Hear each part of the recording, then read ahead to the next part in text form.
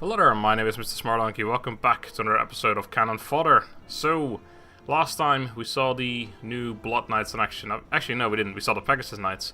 It's time for something completely different. The Savage Orc Big Uns. I have so far completely neglected any of the Savage Orc units, really.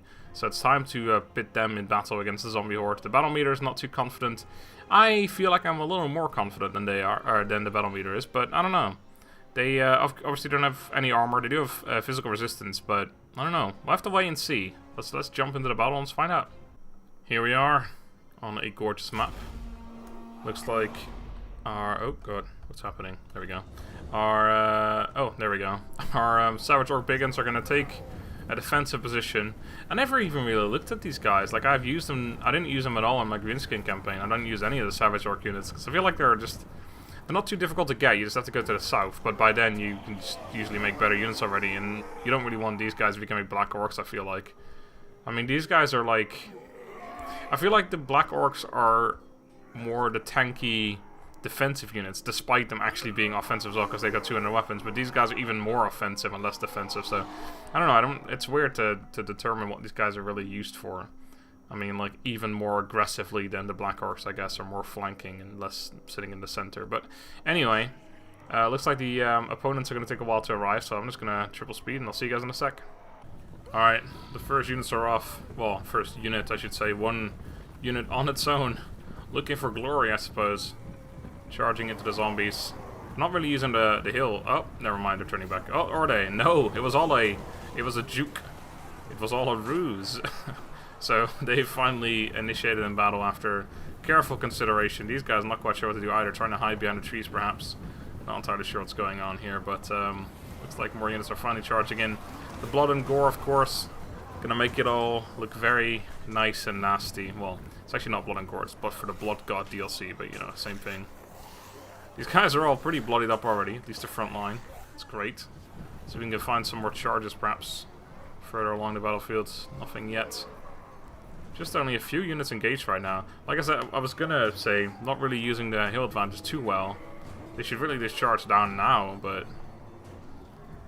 oh, this unit's charging, but this one's not really gonna have a little advantage anyway. Just a tiny bit. This one's a little better. Yeah! Got slapped around, zombies. That's what you get for being resurrected from the dead. Get to die again. Haha! Alright. So these guys are pretty bloodied up already. I do love this DLC. I feel like, it's you can never please everyone, of course, but a lot of people I've heard are saying, "Oh, there's too much blood," and then others are saying, "Oh, there's not enough blood." And then there's actually a mod that increases the amount of blood, which is pretty crazy. I've thought about downloading it before, but I feel like there's plenty already.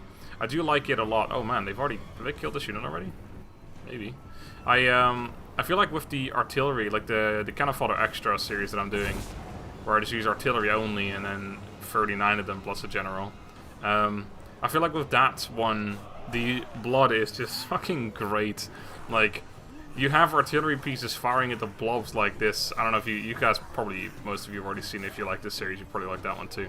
But yeah, it's just, the blood in that one is even better than it is in just like normal combat. It's just, the artillery pieces are so much fun for that. Just freaking, like, literally body pieces flying everywhere. It's great. I don't know, for some reason I feel like this game isn't suited for the, like, well, it's not that it isn't suited, man, what the fuck is this? Like, they're definitely suited for the gore and stuff, but I feel like, I don't know, CA is always this, like, very kid-friendly sort of company. They're always, like, they always pay very careful attention to what they say.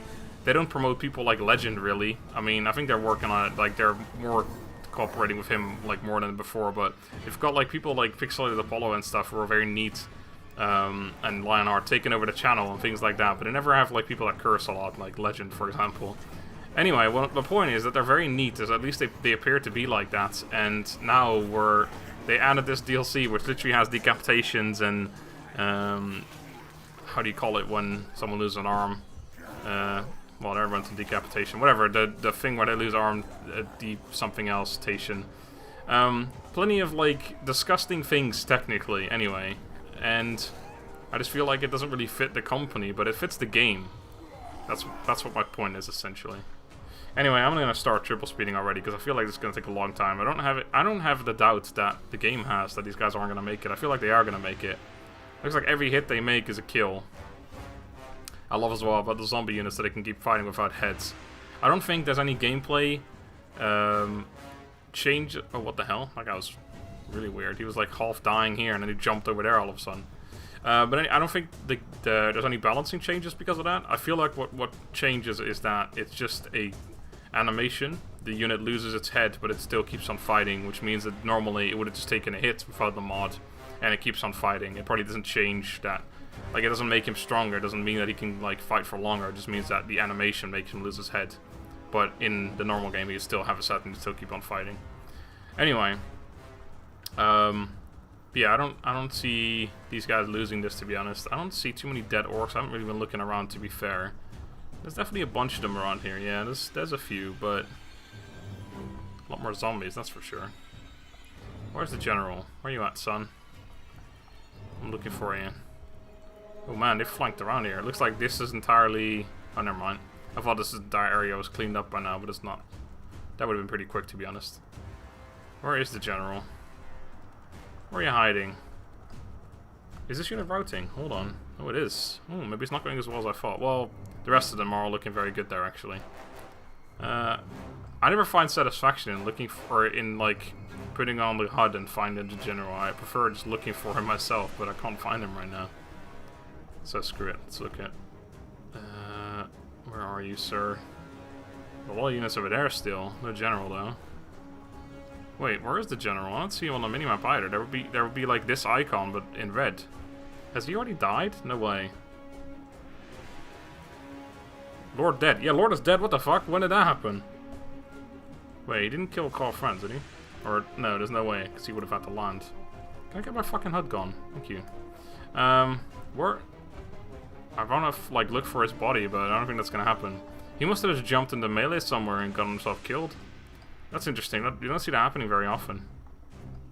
I'm surprised most of these units are still going, but I can imagine that a mass rout or a mass disintegrate will be happening very shortly. I'm going to keep my eye on these blobs over here. This unit's starting... Yeah, that's already going. And I can only imagine these guys are going to follow very shortly. Oh, here we go. That... I mean, I was triple speeding a fairly big part of that battle, but even so, they did it a lot faster than I thought they would. I actually could have left it on non-auto or a non-triple speed, and they... Oh, that was weird. And they probably would have still done it fairly rapidly. One unit dying, almost 2 units getting fairly low, and the rest is all completely fine. Well, this one's a little wounded as well, but generally pretty fine. Grimgore doing the least amount of damage, somewhat surprisingly.